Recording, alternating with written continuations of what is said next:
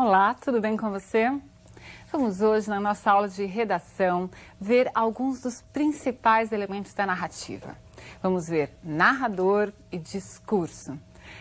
Não na teoria, porque na teoria vocês já viram comigo. Hoje nós vamos praticar.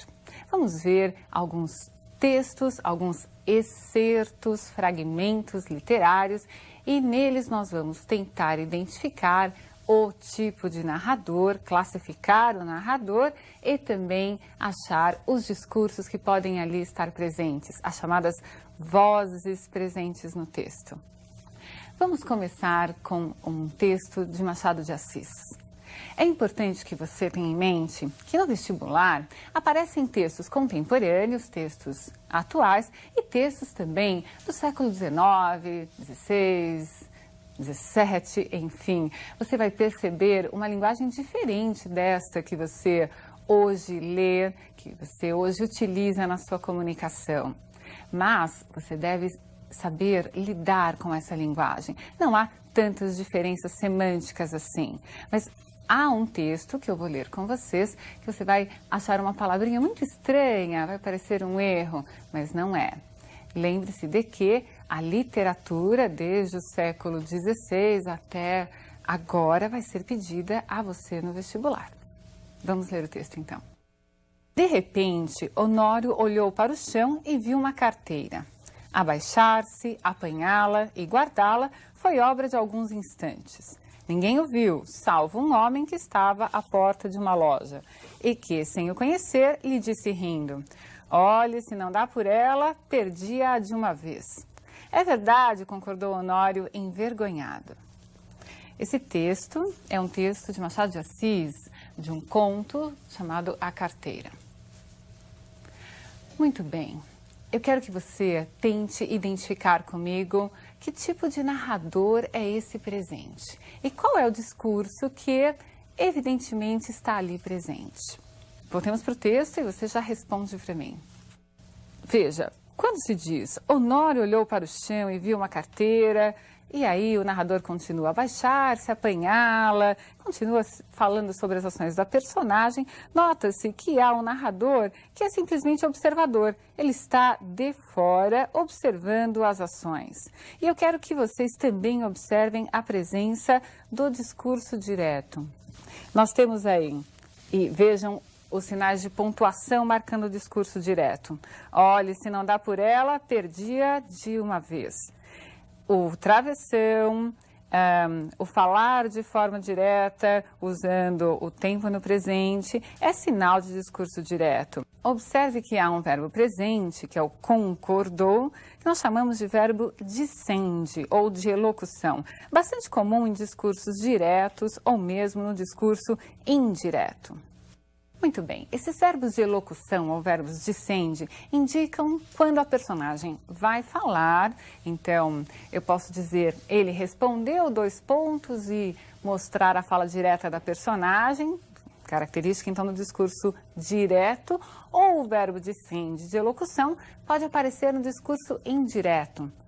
Eu posso dizer, ela informou-me que neste momento não poderia atender-me. Simplesmente o narrador transmitiu a fala da personagem, usou um verbo de elocução e depois esse verbo de elocução não nos deu a frase de forma direta, a própria personagem falando. Então, comece a observar que nem sempre eles aparecerão, mas eles são sim marca, quando presentes, desse discurso direto ou indireto. Tudo bem? Guardaram os nomes? Então, são verbos dicende, ou chamados declarativos, ou ainda de elocução. Ficou claro? Então, nós vamos ler mais um trecho para você também tentar perceber qual é o narrador e qual é o discurso predominante.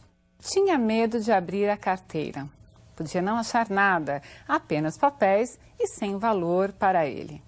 Ao mesmo tempo, e esta era a causa principal das reflexões, a consciência perguntava-lhe se podia utilizar-se do dinheiro que achasse. Não lhe perguntava com ar de quem não sabe, mas antes com uma expressão irônica e de censura. Podia lançar mão do dinheiro e ir pagar com ele a dívida? Eis o ponto. a consciência acabou por lhe dizer que não podia, que devia levar a carteira à polícia. Nós continuamos com um fragmento do Machado de Assis do conto A Carteira, mas nesse momento aparece uma outra voz, um narrador diferente, um narrador que sabe o pensamento da personagem.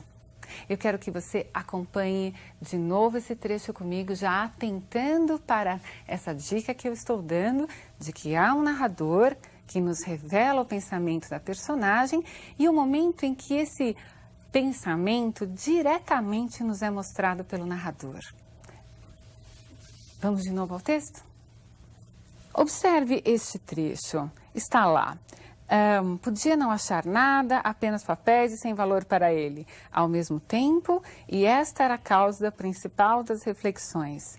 A consciência perguntava-lhe se podia utilizar-se do dinheiro.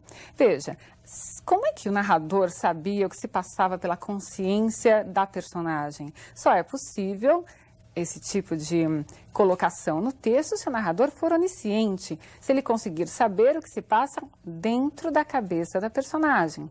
E nesse trecho, podia lançar mão do dinheiro e ir pagar com ele a dívida, o que nós temos é uma reflexão direta da personagem. Só que essa reflexão nos é revelada pelo narrador. Você percebeu, então, o narrador onisciente, que nos revelou de forma direta o pensamento da personagem. Nós vamos ver mais um texto. Nesse texto, nós vamos ver o último tipo de discurso, que ainda não vimos nos outros.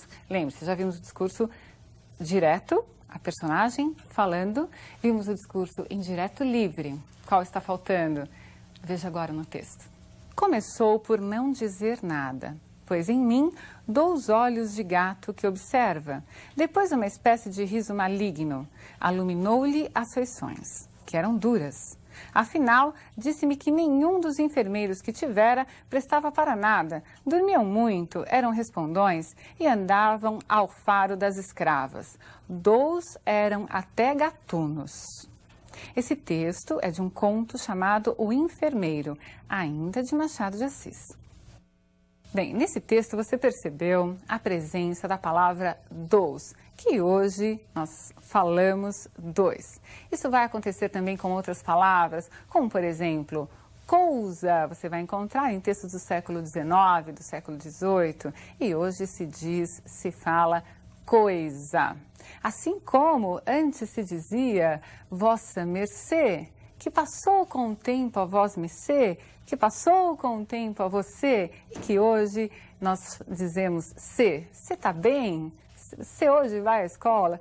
Enfim, essas modificações elas são absolutamente naturais na língua. Mas não é esse o ponto que eu quero que vocês apenas observem, mas responda agora. Afinal, qual é o tipo de narrador e que discurso está presente neste fragmento? Ache elementos que justifiquem sua resposta no texto.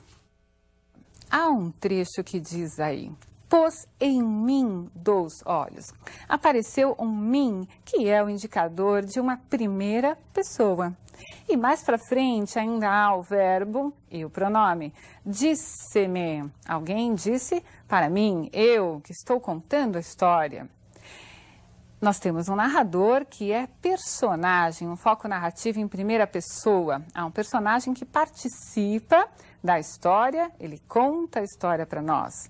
E observem também um fragmento em que o discurso indireto está presente. Veja lá, disse-me, ao invés de aparecer 2 pontos, travessão na outra linha, o convencional discurso direto, há a reprodução pelo narrador daquilo que foi dito.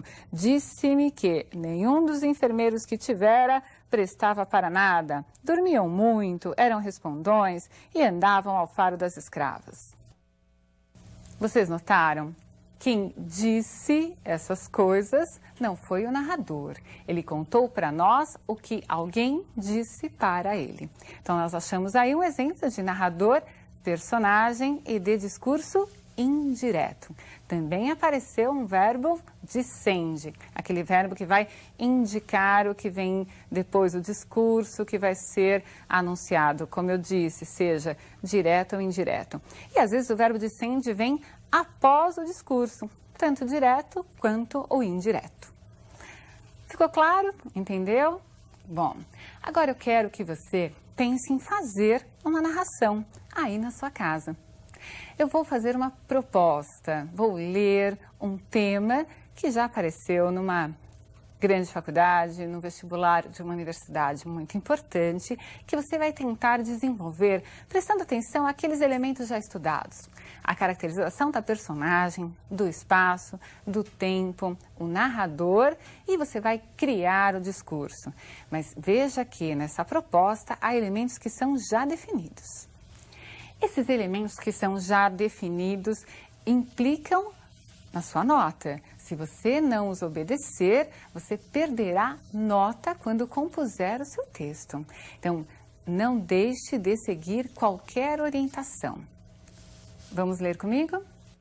No dia 5 de outubro de 1999, terça-feira, o jornal Correio Popular, em Campinas, São Paulo, publicou a seguinte manchete de primeira página, acompanhada de breve texto. 100 mil ficam sem água em Sumaré. Um crime ambiental provocou a suspensão do abastecimento de água de cerca de 100 mil moradores de Sumaré. A medida foi tomada na sexta-feira, quando uma mancha de óleo de aproximadamente 3 quilômetros de extensão surgiu nas águas do rio Atibaia. Anteontem, uma nova mancha apareceu nas proximidades da estação de tratamento de água 1, na divisa entre o bairro Nova Veneza e o município de Paulínia. A situação somente será normalizada na quinta-feira. A CETESB investiga o caso e os técnicos acreditam que o produto óleo diesel ou gasolina foi despejado em esgoto doméstico em Paulínia. Observe a proposta agora. Leve em conta esta notícia. Veja, você tem de levar em conta a notícia e os elementos que nela aparecem. E privilegie a hipótese dos técnicos, apresentada no final do texto. A partir desses elementos, escreva uma narração em terceira pessoa, foco narrativo em terceira pessoa. Então, o narrador vai ser ou observador ou onisciente, caracterizando adequadamente personagens e ambiente. Crie um detetive ou um repórter investigativo que, quando tenta resolver o crime ambiental, descobre que o ocorrido é parte de uma conspiração maior. Muito bem, imagine que várias pessoas tiveram essa mesma proposta para redigir o texto. Então, o que vai fazer diferença é a sua criatividade, a originalidade com a qual você trata os elementos já definidos na proposta. Tente aí desenvolver o seu texto. A prática é que vai fazer com que a sua redação cada vez se aprimore mais. Tudo bem? Quero que você treine aí na sua casa para ter um excelente desempenho na sua prova, no seu vestibular. Um grande abraço e até a próxima aula.